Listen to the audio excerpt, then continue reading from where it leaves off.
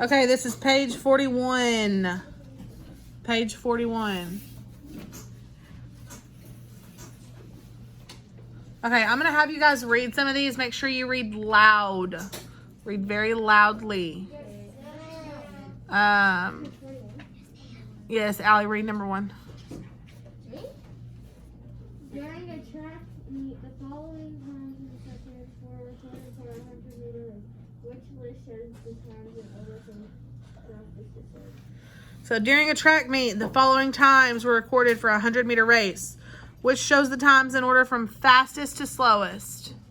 Okay, when you are doing these kinds of problems, a lot of the question is figuring out whether it's least to greatest or greatest to least. They will ask you in every way possible. So let's talk about it. Fastest to slowest, is that going to be greatest to least or least to greatest? I hear mixed reviews. If you are the fastest person, are you going to have the shortest time? Yes. So it's going to go from the shortest time to the greatest time, which is going to be what? Least to greatest or greatest to least? Least to greatest. Very good.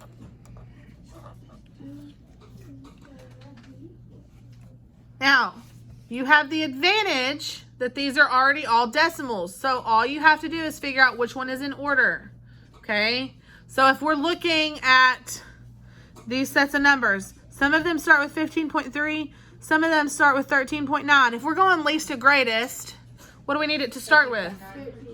13.9. So mark out A and C.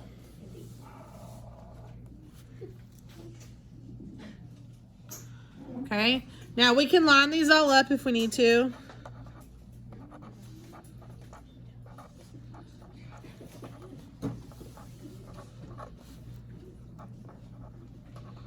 We already said 13.9 is the smallest.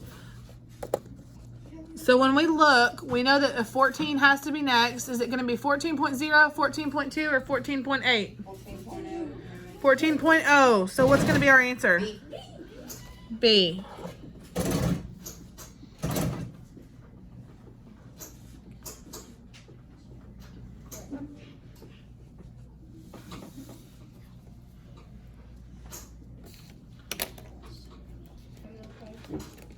Number 2, Autumn, read it. Mr. Campbell's shop has cut pieces of wood for houses. The table shows the lengths of wood cut by feet. Which list shows the lengths of wood in order from shortest? So we're looking for which one shows the lengths of wood from shortest to longest. Shortest to longest, what's that going to be? Greatest to least or least to greatest? Least to greatest. I want somewhere on your paper to be able to see that you noted where these were going to be least to greatest or greatest to least. Okay, now we need to turn these all into decimals. Is there any of them that you should already have memorized? Or that you should know? Tell me what they are. 2/3. Okay, we know 2/3 is what is a decimal? 4.6 repeating. And I'm just going to use the line right in the middle of the page to make it easier on myself.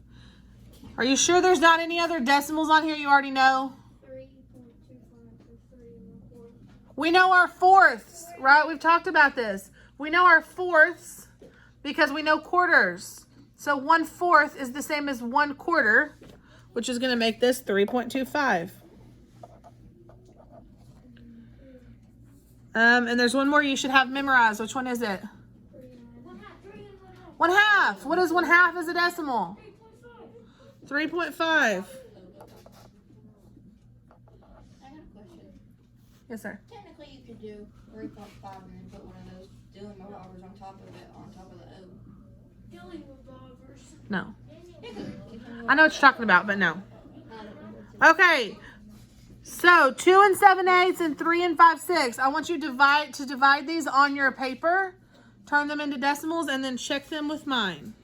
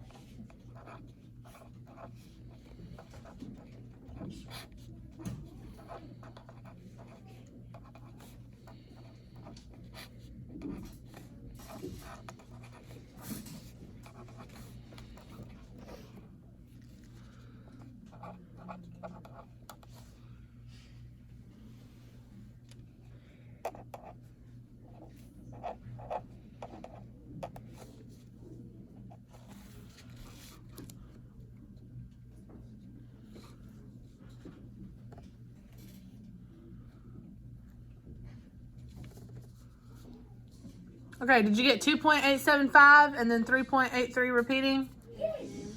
Okay, so now let's go through and figure them out least to greatest. Can we fill in with zeros anywhere? Yes. After the 3.25, after 3.50. What do we have to fill in with after this 3? 3. Another 3 because it's repeating. Same thing after the 6. We have to fill in with 6 because it's repeating. Now we can go left to right and go least to greatest. What's the smallest one already? 2, 7, 8. The one that starts with the 2. So we can mark out G and J. Now we can go back. What's going to be the next smallest? 3 and 1/4. So that makes it H. 3.2, 3.8, or 3.5. It's going to be the 3.25, which is 3 1/4. What does that make our answer? H. H.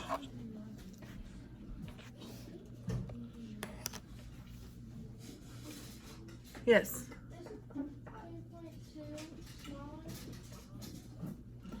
3.2 is smaller than what? 3.4. Yes, but there wasn't a 3.4. 3 1/2 is bigger than 3 1/4. Okay, look at number 3. We need to talk about negatives for just a second.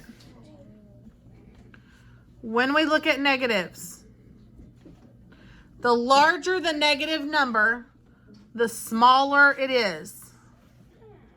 For example, would you rather owe me $1 or owe me $10?